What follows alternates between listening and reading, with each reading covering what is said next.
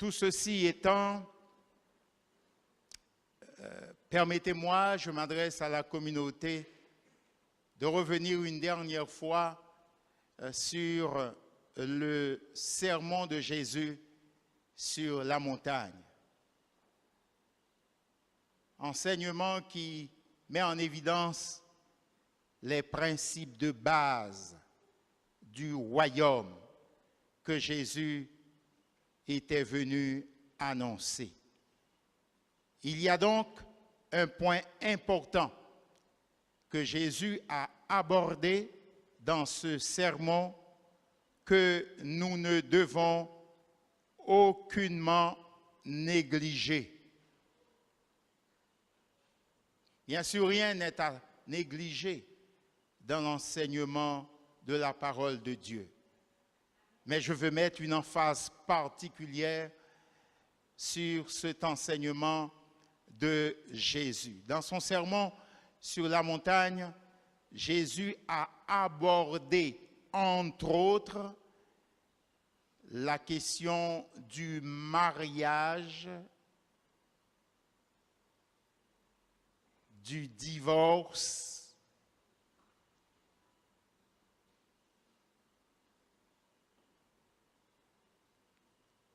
j'apprécie le silence.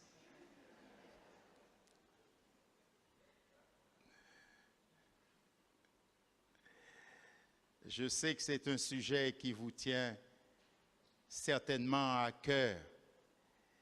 Et ce matin, on pourrait titrer cette séquence « Mariage, divorce, remariage ».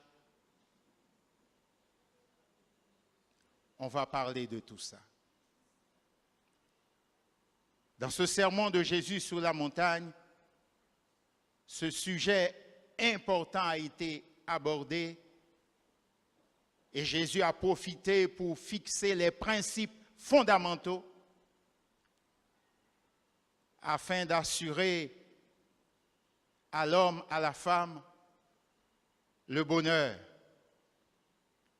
la sécurité dans leur vie conjugale et familiale. Mariage, divorce, remariage, cela fait partie très certainement de la vie des hommes et des femmes que vous êtes ici ce matin. Jésus a enseigné sur ce sujet important déjà dans l'évangile de Matthieu, le chapitre 5. La dernière fois, nous n'avons pas eu le temps d'approfondir le sujet, donc je vous avais promis d'y revenir et c'est fait ce matin. Matthieu, le chapitre 5, nous lirons les versets 31 et 32.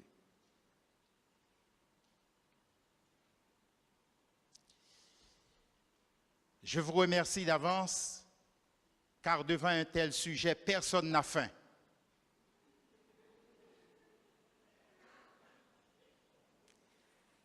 Tout le monde serait prêt à y mettre du temps, à investir du temps pour aller jusqu'au bout. Donc, je ne m'inquiète pas de l'heure qui passe.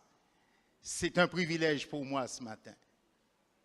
Parce que le prédicateur, il est toujours en train de regarder l'heure. Là, je vais éviter de regarder l'heure et d'aller jusqu'au bout. Est-ce que vous m'accordez cette permission? OK. Jésus a donc enseigné sur ce sujet et lisons ses premières paroles. Matthieu 5, versets 31 et 32. Il a été dit que celui qui répudie sa femme lui donne une lettre de divorce. Mais moi, je vous dis que celui qui répudie sa femme, sauf pour cause d'infidélité, l'expose à devenir adultère, et celui qui épouse une femme répudié ou divorcé commet un adultère. Waouh! Ça coupe quelque part le souffle. Mais nous allons essayer d'examiner cet enseignement de Jésus. Il a été dit que celui qui répudie sa femme lui donne une lettre de divorce. Il a été dit. Où est-ce que cela a-t-il été dit? Bien sûr, dans la parole de Dieu. Et nous allons dans Deutéronome, le chapitre 24, et nous lisons les versets 1 et 2. Voilà, on ne s'emballe pas, on avance pas à pas. Deutéronome, chapitre 24, versets 1 et 2. Lorsqu'un homme aura pris et épousé une femme qui viendrait à ne pas trouver grâce à ses yeux, parce qu'elle a découvert en elle quelque chose de honteux, il écrira pour elle une lettre de divorce. Et après la lui avoir remise en main, il la renverra de sa maison. Elle sortira de chez lui, son ex, s'en ira et pourra devenir la femme d'un autre homme. Oui, vous êtes toujours dans la Bible. Ce passage nous apprend que dans l'Ancien Testament et sous la loi de Moïse, le divorce et le mariage étaient permis. Nous comprendrons plus tard les raisons.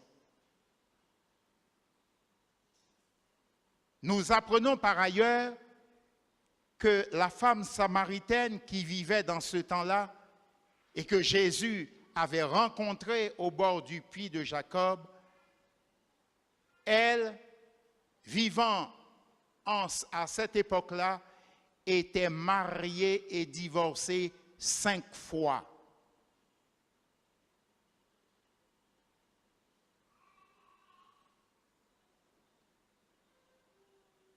Nous en avons la preuve dans l'évangile de Jean, le chapitre 4, les versets 16 à 19.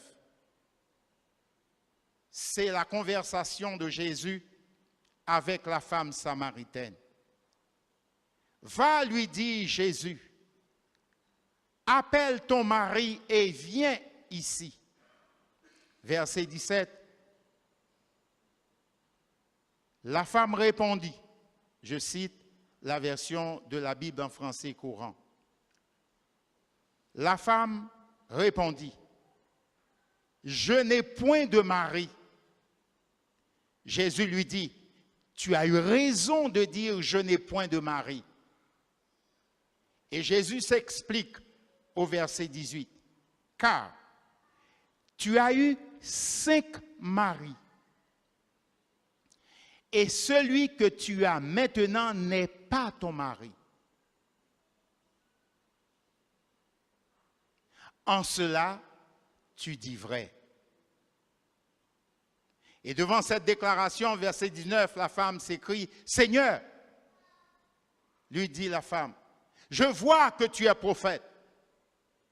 Car Jésus avait touché là un pan intime de sa vie que cet étranger n'était pas censé connaître, car pour elle, Jésus était un étranger.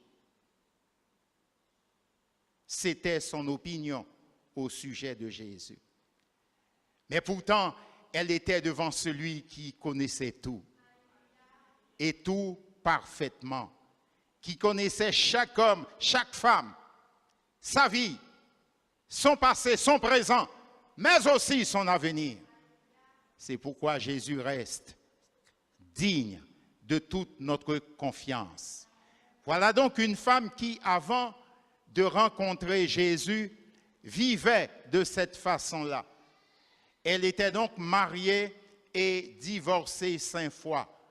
Apparemment,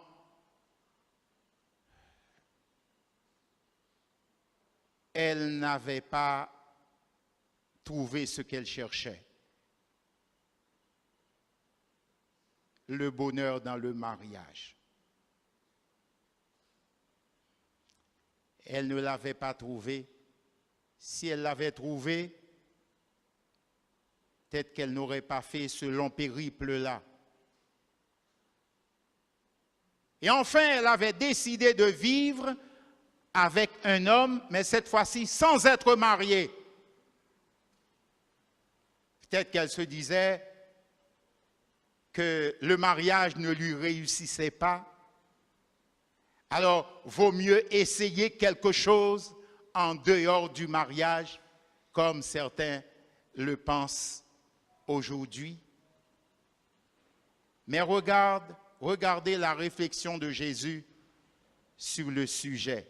Verset 17, Jésus lui dit, « Va, appelle ton mari et viens ici. » Et la femme lui répondit, « Je n'ai pas de mari. » Et Jésus lui déclara, « Tu as raison d'affirmer que tu n'as pas de mari. » Verset 18, « Car tu as eu 5 maris.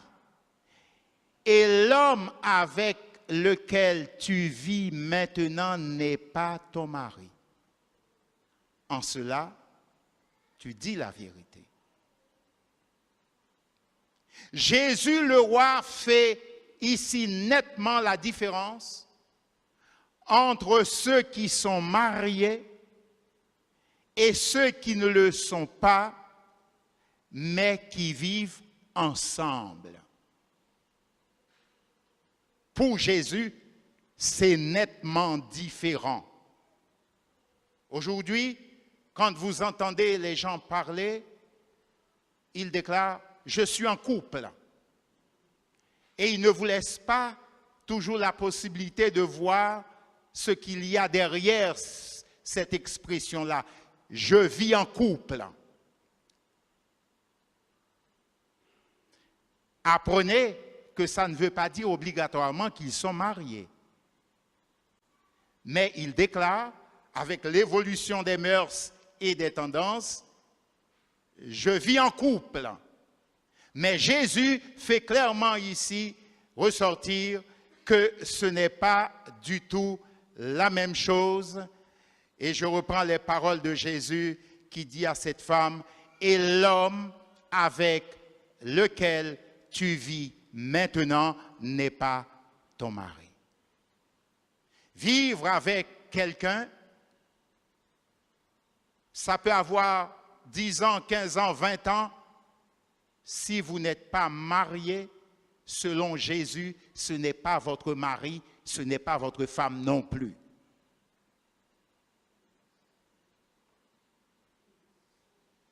C'est Jésus qui l'a enseigné. Ce n'est pas moi. Et quelque part, la Bible dit que le mariage soit honoré, respecté de tous.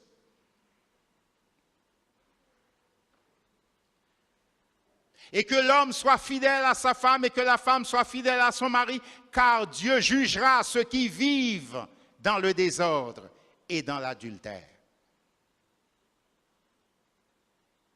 Il y a une note que Jésus a fait retentir pour tous ceux qui veulent prendre place dans son royaume. Que pensait Jésus face à ces pratiques de l'Ancien Testament? Nous revenons alors à Matthieu chapitre 5, versets 31 et 32.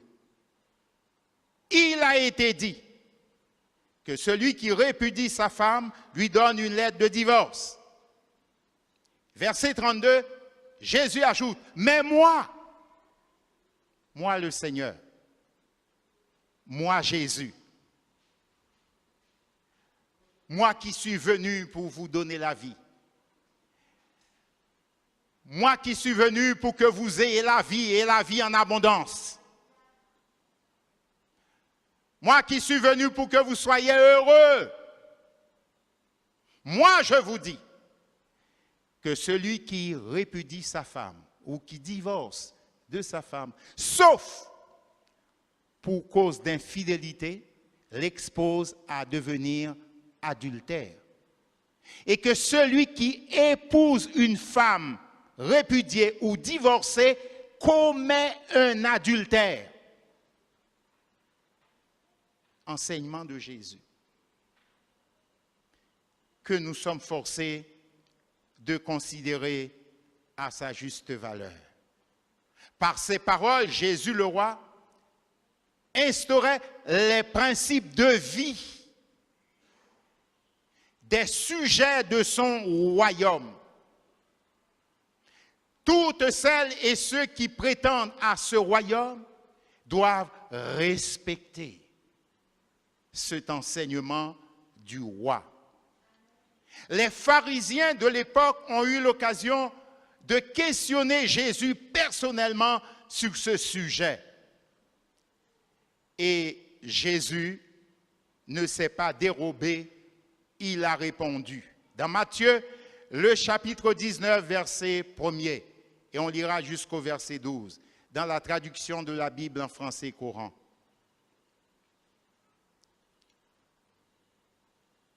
Quand Jésus eut achevé ses instructions, il quitta la Galilée et se rendit dans la partie de la Judée qui se trouve de l'autre côté de la rivière, le Jourdain. Une foule de gens qui l'y suivirent et il guérit leurs malades. Verset 3. Quelques pharisiens s'approchèrent de lui pour lui tendre un piège et lui demandèrent « Notre loi permet-elle à un homme de renvoyer sa femme pour n'importe quelle raison? De divorcer de sa femme pour n'importe quelle raison? » Jésus au verset 4 répondit, « N'avez-vous pas lu ce que déclare l'Écriture? Au commencement, le Créateur fit les filles hommes et femmes.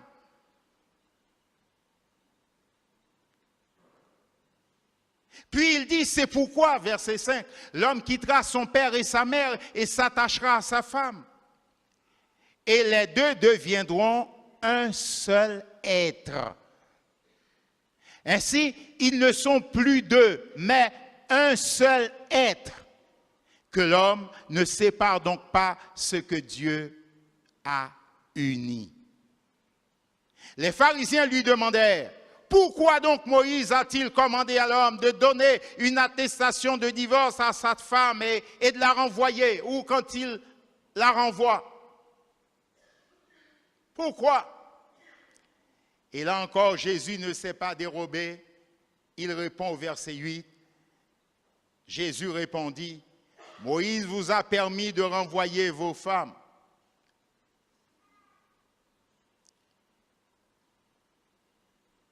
Parce que vous avez le cœur dur. Mais au commencement, il n'en était pas ainsi. Il y a plusieurs choses à relever ici. Le fait que Jésus fait allusion au récit de la création pour attester la création de l'homme et de femme et leur union dans le mariage, Jésus a authentifié ainsi le récit de la création. Nous, en tant que chrétiens, nous n'avons pas à avoir de doute en ce qui concerne cela. Malgré ce que les scientifiques peuvent déclarer, bing bang, évolution, nous croyons que Dieu a créé toutes choses.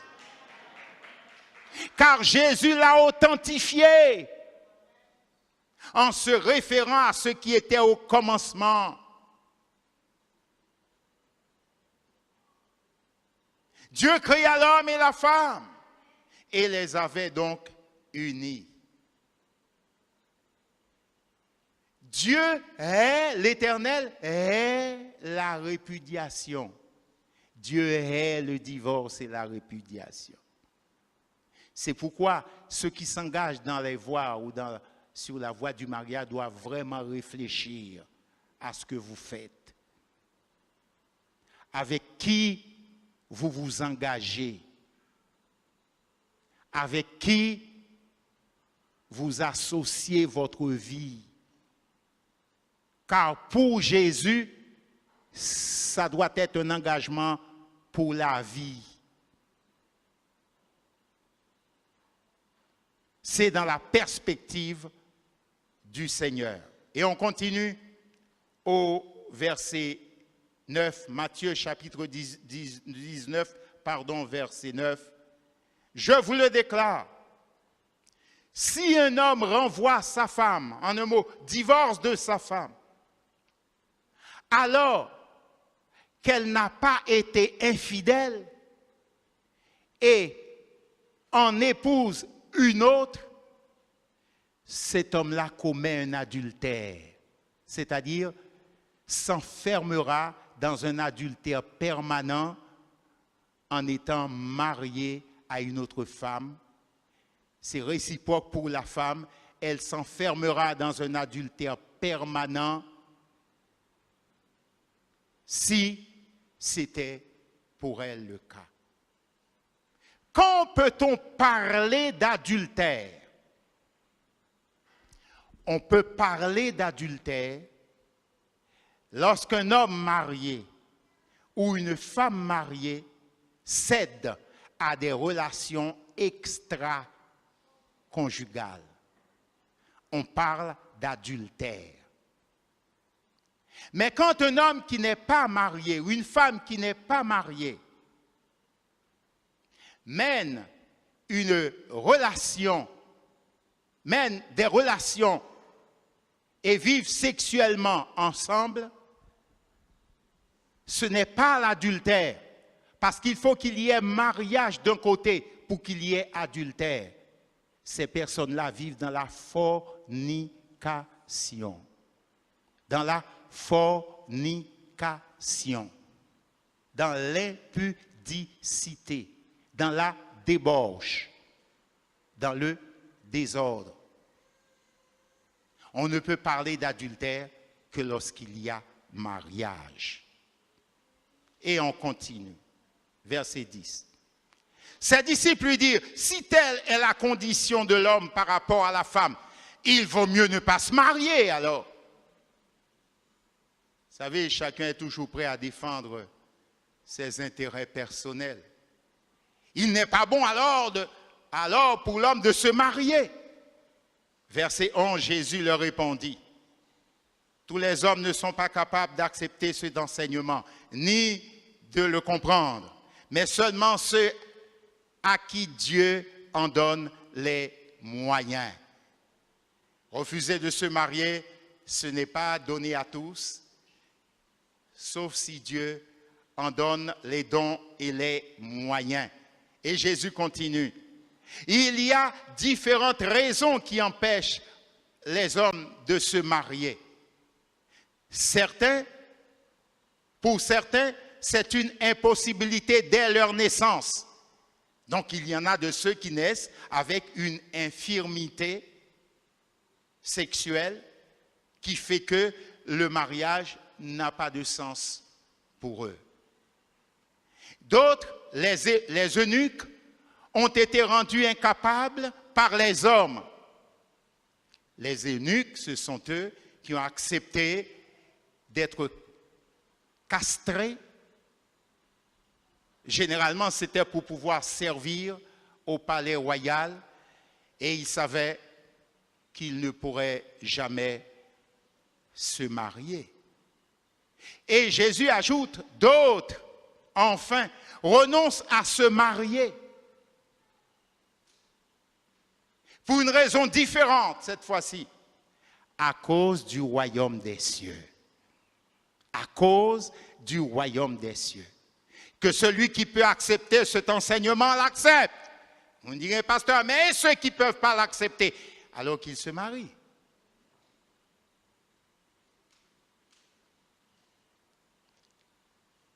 qu'il se marie. L'apôtre Paul en parle dans le cadre de 2 croyants. Nous trouvons cela dans 1 Corinthiens chapitre 7, versets 10 et 11.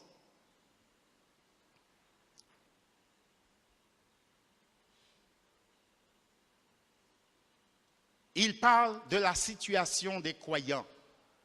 À ceux qui sont mariés, je leur donne, non pas moi, mais le Seigneur, que la femme ne se sépare point de son mari. C'est ce que Dieu veut, que la femme ne se sépare point de son mari. C'est l'idéal de Dieu.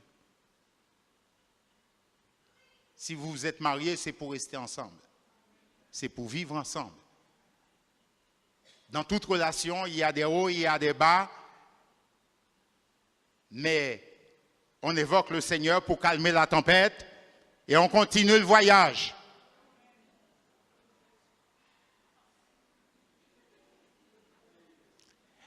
Mais le texte nous montre qu'il peut y avoir des impossibilités, des raisons particulières qui font que, où la Bible dit, si elle est séparée, parce que la vie n'était plus possible, parce que sa vie était menacée, parce que, elle est séparée, la Bible en fixe les règles. Qu'elle demeure sans se marier ou qu'elle se réconcilie avec son mari et que le mari ne répudie point sa femme et vice-versa. S'il est séparé, qu'il demeure sans se marier ou qu'il se réconcilie avec sa femme, vice-versa. Waouh! Bien-aimés, si Dieu nous a pardonné tous nos péchés, pourquoi serait-il impossible de pardonner aux autres leurs offenses? C'est une question de cœur. Et c'est pourquoi Jésus explique. Moïse vous a permis de répudier vos femmes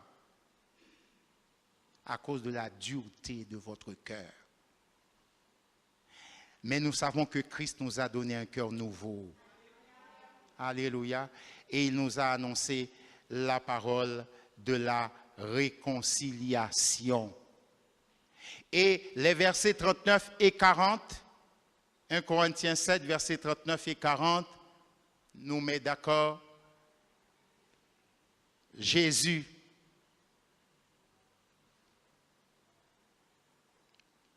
le roi ne nous a pas laissés sans enseignement. Et même quand il était parti par le Saint-Esprit, il y avait donc les apôtres pour continuer à nous enseigner. 1 Corinthiens 7, verset 39. Une femme est liée aussi longtemps que son mari est vivant. Mais si le mari meurt, elle est libre de se marier avec qui elle veut, seulement que ce soit dans le Seigneur. On va inverser. Non, merci. Gardez toujours le verset 39. On inverse. Un homme est lié aussi longtemps que sa femme est vivante.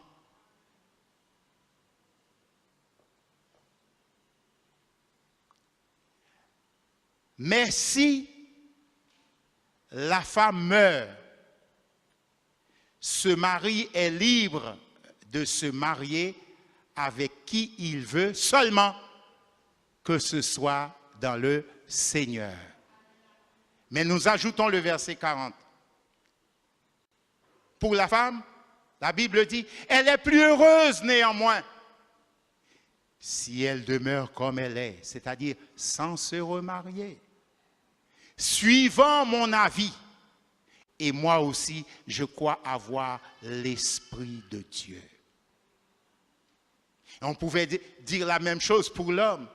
Il est plus heureux néanmoins s'il demeure comme il est, c'est-à-dire sans se remarier, sans chercher à tout prix à se remarier, suivant mon avis.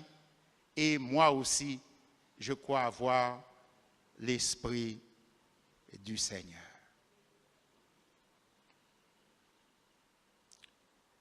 Vous permettez que je dise quelque chose?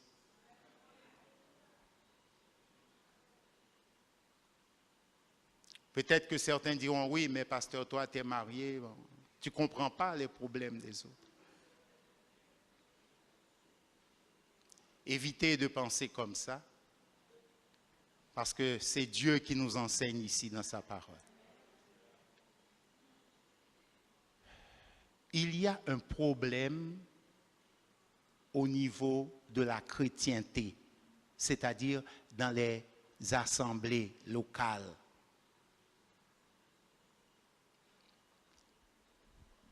Dans l'Église, malheureusement, on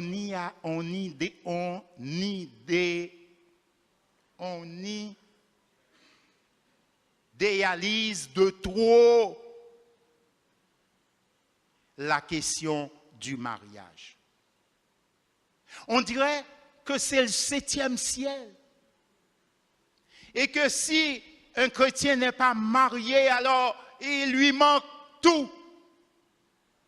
Si une chrétienne n'est pas mariée, alors il lui manque tout. Mais c'est faux. L'essentiel pour un chrétien n'est pas dans un mariage. L'essentiel pour une chrétienne n'est pas dans un mariage. L'essentiel pour nous est en Christ.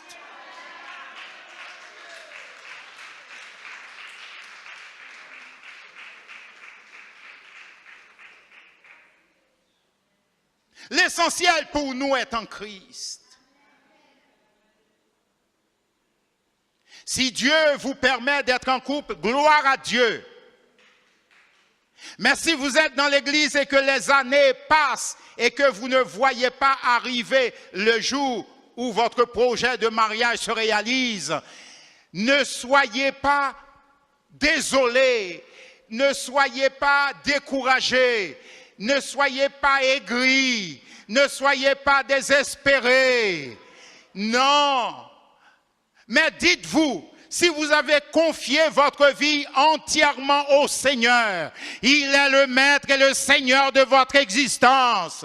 S'il veut que vous ayez un mari, vous l'aurez. S'il veut que vous ayez une femme, vous l'aurez. Et s'il décide aussi le contraire, alors c'est pas grave, parce que le bonheur est en Christ. Premièrement,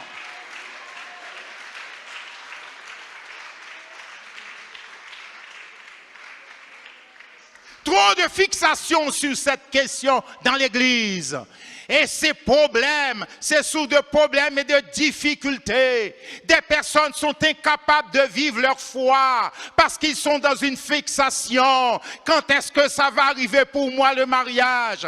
Quand est-ce que ça va arriver pour moi le mariage? En attendant, c'est l'angoisse. En attendant, c'est la désolation. Mais pourtant, Christ est mort pour toi, frère. Christ est mort pour toi, sœur.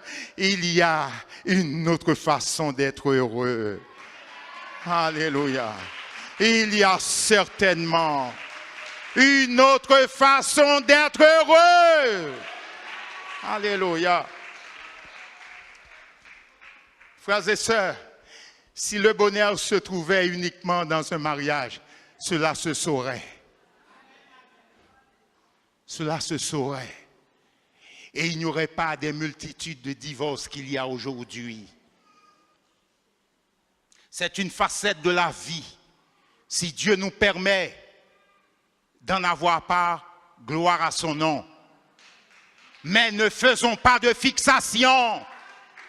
Vous serez une chrétienne malheureuse. Vous serez un chrétien malheureux. Tandis que Christ a tout accompli à la croix pour que tu aies une vie et une vie abondante.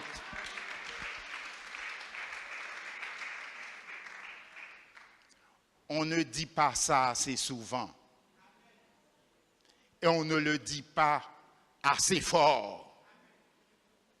Si vous êtes une chrétienne célibataire ou si vous êtes un chrétien célibataire, mais écoutez, ce n'est pas la fin du monde. Profitez de votre situation pour être tout entier consacré à Dieu. Pour être tout entier consacré au Seigneur.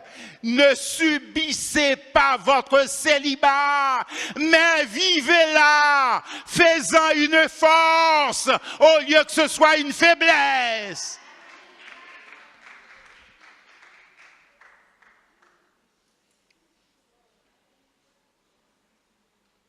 Oui, faisant une force au lieu que ce soit une faiblesse. Après ce que j'ai dit concernant le mariage, le divorce, je voudrais dire qu'il faut toutefois distinguer les naufragés et les accidentés de la vie qui ont rencontré Jésus après un divorce malheureux, une vie chaotique, comme ce fut le cas de la femme samaritaine. À cela, sachez que ni Jésus, ni la Bible, ni Dieu ne veut pas que vous soyez condamnés à votre situation. Mais écoutez ce que la Bible déclare. Dans 2 Corinthiens, le chapitre 5 et le verset 17.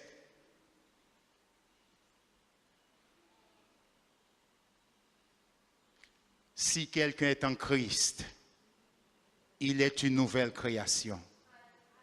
Les choses anciennes sont passées et voici toutes choses sont devenues nouvelles. Oh, gloire à Dieu. Quelqu'un, quel ait été son arrière-plan, son passé, il vient à Christ, c'est une nouvelle créature. C'est un homme nouveau. C'est une femme nouvelle. Son passé effacé. Oh, gloire à Dieu. Ses dossiers effacés. Gloire à Dieu. C'est une nouvelle page qui est tournée. C'est un renouveau complet. Gloire à Dieu. Car Dieu ne veut pas vous condamner de vos temps d'ignorance, la façon que vous avez vécu avant de connaître la lumière, comme cela est dit dans Actes des Apôtres, le chapitre 17 et le verset 30. Dieu, sans tenir compte des temps d'ignorance, annonce maintenant à tous les hommes, en tout lieu, à toutes les femmes, en tout lieu, qu'ils ou elles ont à se repentir.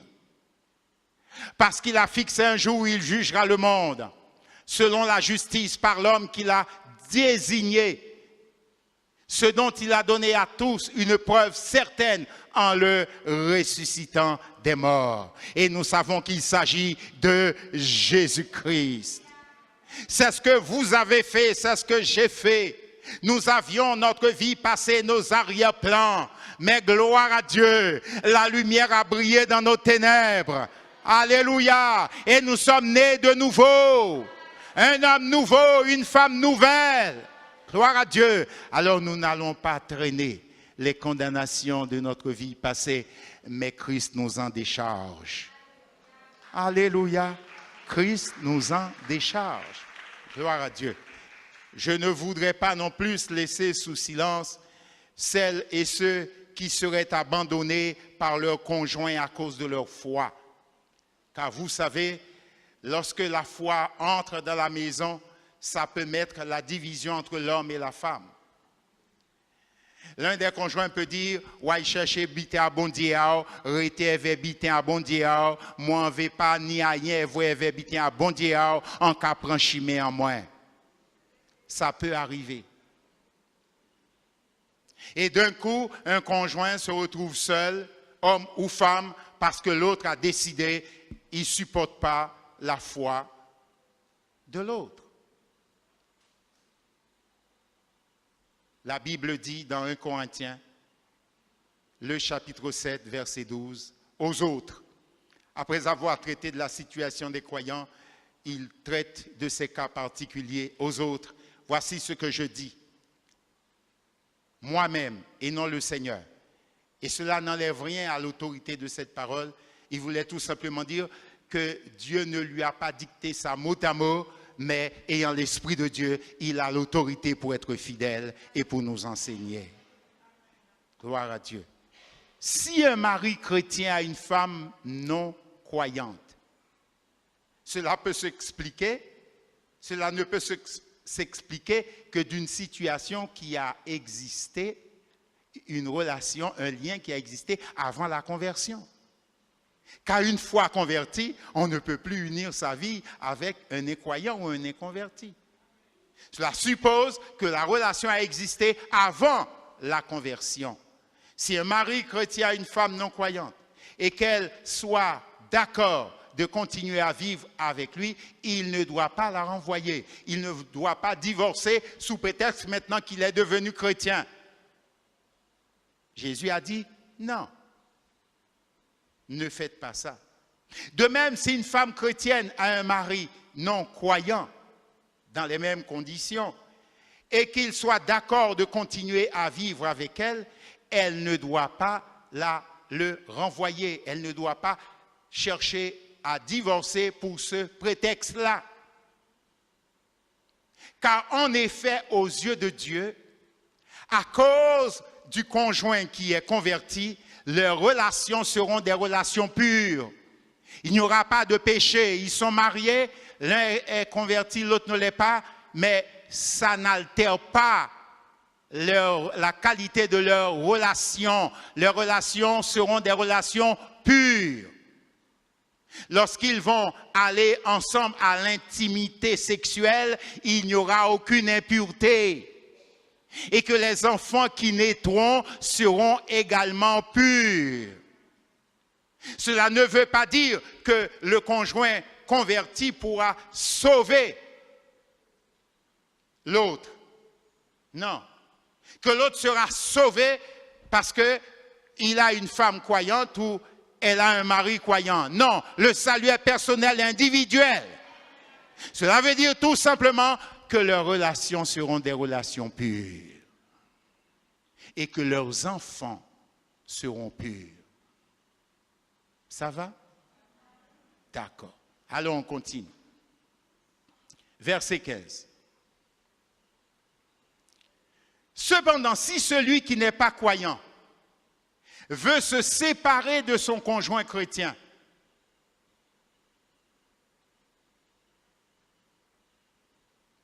la Bible dit qu'on le laisse agir ainsi.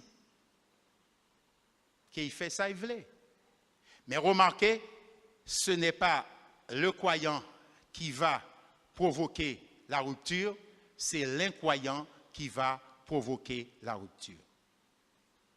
La Bible dit qu'on le laisse agir.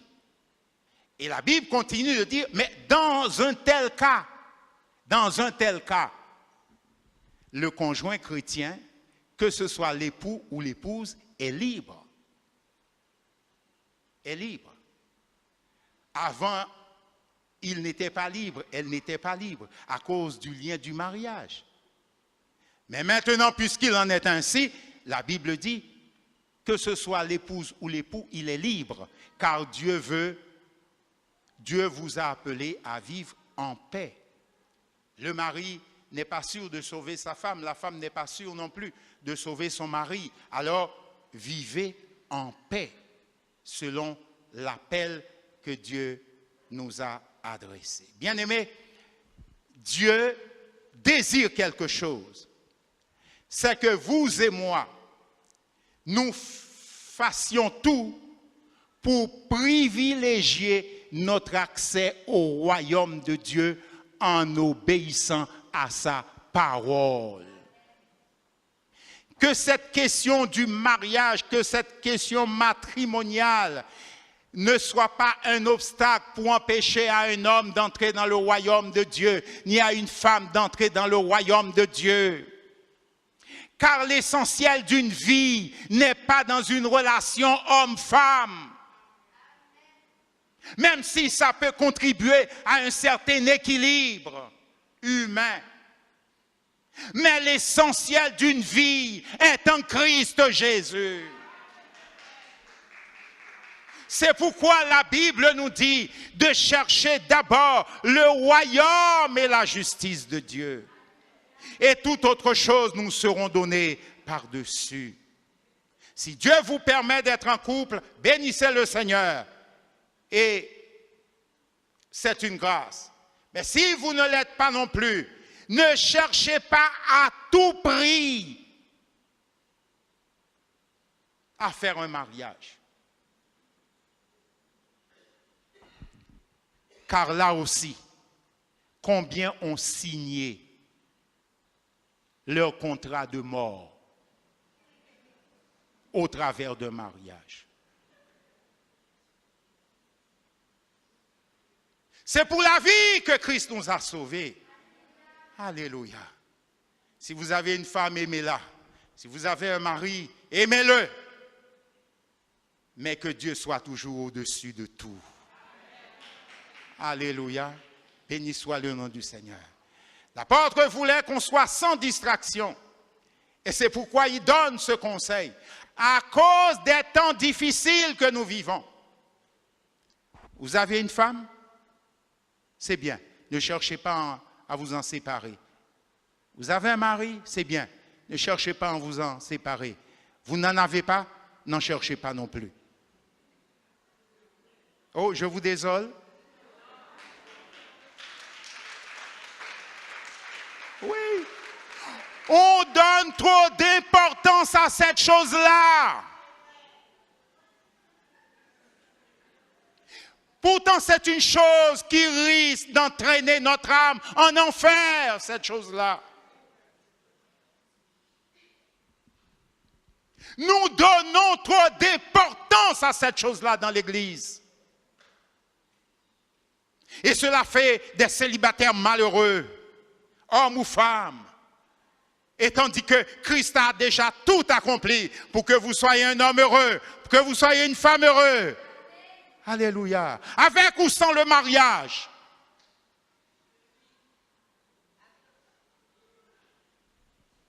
Ça va? Mais oui, revenons à l'équilibre, frères et sœurs. Combien sont prêts à vendre leur âme pour un mariage? Oh! Oh! Christ est mort pour nous sauver, pour nous faire entrer dans son royaume, alors qu'aucun homme ne nous y empêche et qu'aucune femme ne nous y empêche, au nom de Jésus-Christ. Alléluia. Et Jésus a conclu son sermon sur la montagne par ces paroles que nous trouvons dans le chapitre 7 de Matthieu, car le sermon de la montagne, le sermon de Jésus sur la montagne a commencé au chapitre 5 et se termine au chapitre 7. Et nous sommes à la fin de ce chapitre 7 où Jésus le roi dit, verset 21, « Ceux qui me disent Seigneur, Seigneur, n'entreront pas tous dans le royaume des cieux. Mais seulement celui qui fait la volonté de mon Père qui est dans les cieux. » Nous devons entendre cette parole. Jésus continue. « Plusieurs me diront en ce jour-là, Seigneur, Seigneur, n'avons-nous pas prophétisé par ton nom? N'avons-nous pas chassé des démons par ton nom? Et n'avons-nous pas fait beaucoup de miracles par ton nom? Alors je leur dirai ouvertement, je ne vous ai jamais connu. Retirez-vous de moi, vous qui commettez l'iniquité. »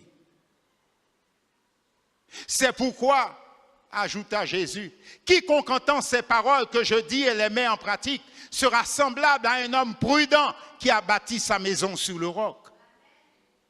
La pluie est tombée, les torrents sont venus, les vents ont soufflé et se sont jetés contre cette maison, mais elle n'est point tombée parce qu'elle était fondée sur le roc.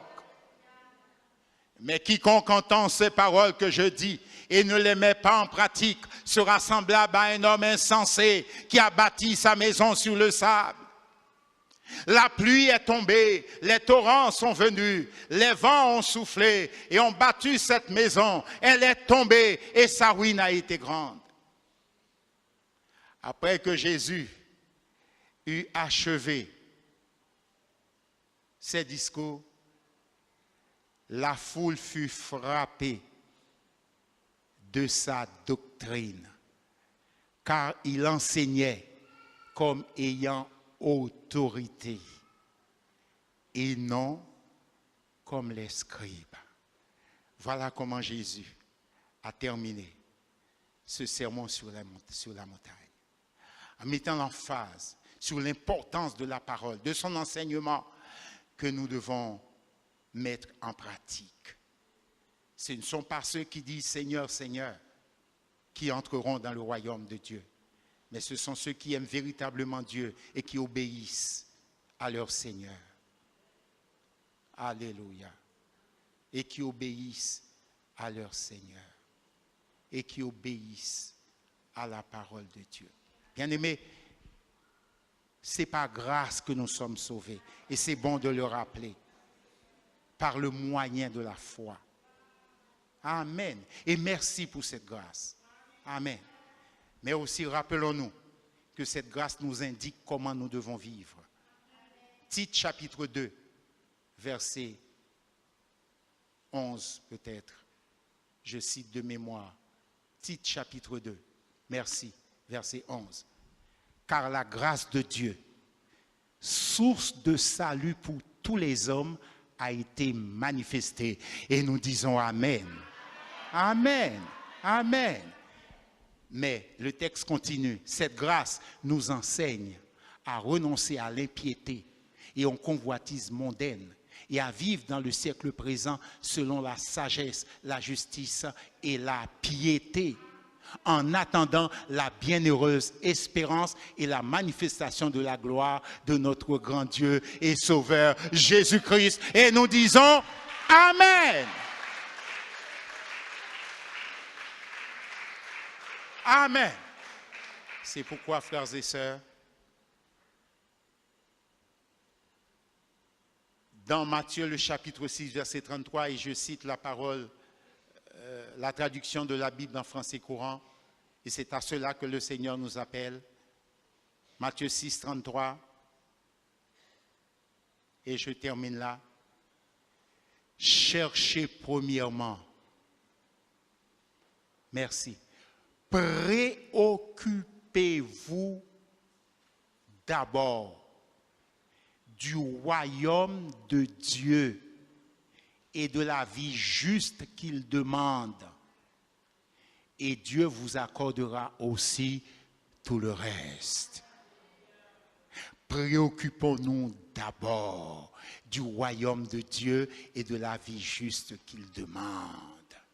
Et Dieu nous donnera tout ce dont nous avons besoin et tout ce qui est nécessaire pour l'équilibre de notre vie. À lui soit la gloire, dès maintenant et pour l'éternité. Au nom de Jésus, inclinons-nous quelques instants. Amen. Inclinons-nous quelques instants, frères et sœurs. Alléluia. Seigneur, merci. Un jour, tu as enseigné et les disciples ont dit, mais cette parole est dure, qui peut l'écouter? Et tu leur as dit, eh bien, faites votre choix. Mais Pierre a dit, oh Seigneur, à quelle hauteur irions-nous? Parce que c'est toi qui as les paroles de la vie éternelle. Nous avons cru et nous avons reconnu que tu es le Seigneur. C'est exactement ce que nous voulons faire devant ta parole. Elle nous dépasse, mais nous voulons la recevoir. Nous voulons l'accepter. Nous voulons la vivre. Qu'elle soit cette lampe à nos pieds. Qu'elle soit ce guide. Qu'elle soit pour nous comme ce code de la route qui est là pour nous éviter des accidents mortels. Merci Seigneur. Que ton esprit garde nos cœurs dans la paix et pour la paix. au nom de Jésus-Christ. Fortifie tous ceux qui en ont besoin, toutes celles qui en ont besoin. Sois le conseiller de tous ceux qui ont besoin de conseils dans ce domaine particulier et délicat de la vie de l'homme. Mais Seigneur, ta volonté est bonne, elle est parfaite, elle est agréable. Merci de détacher notre cœur des choses passagères pour les attacher nos cœurs aux choses éternelles, parce que le roi vient bientôt. Merci pour ta parole. Au nom de Jésus-Christ. Amen. Amen.